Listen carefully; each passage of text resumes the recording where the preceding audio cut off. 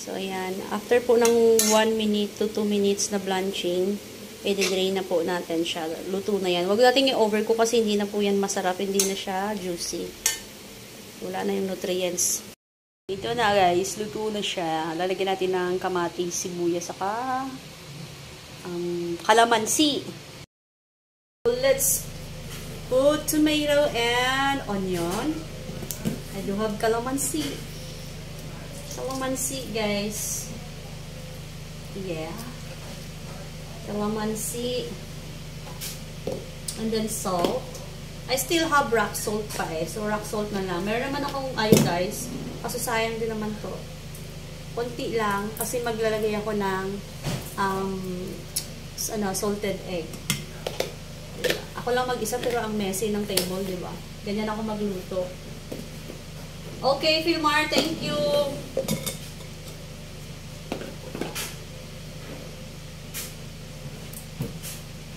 Thank you so much. Oh yeah.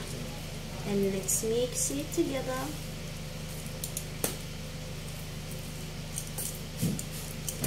Mix together. Later pa ako mag-eat. I will just make sure that I have food after the live stream. So, I already cooked my food, guys. Oh, let's try it.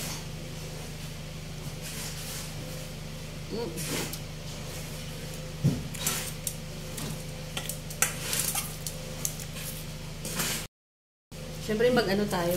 Mag-plating kunuhay. Mag-plating. Alam nyo, ako lang mag-isa. Kapag madami ako niluluto. Pero ano lang naman, tugod po one day na kasi. So, kung kaya nyo mag-timad, guys, yung timad natin is tinatawag twice a day meal. Pwede rin kayong mag-umad.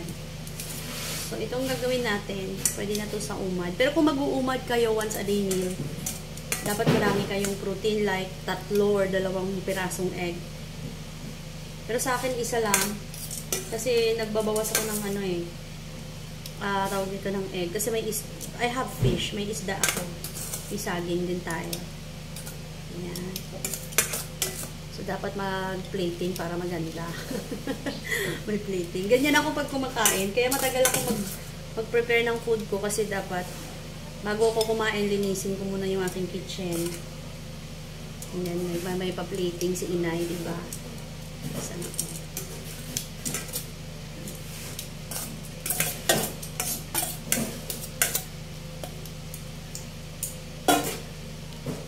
Siyempre, para bago ka kumain, gaganahan ka talagang kumain, guys. So, meron tayong ditong salted egg. Sinap ko na siya ng maliliit. Pang-inganyo lang to sa mata pag wala kang ganang kumain. So, dapat pag-prepare mo pa lang, gaganahan ka ng kumain. Pero sa mga katulad namin, hindi na kailangan ng pampagana kasi masiba. Alam niyo ba ang masiba? Matakaw. Sharon! Ooh! Diba? Tapos, meron akong pritong isda, may gilis ako. Okay na yun.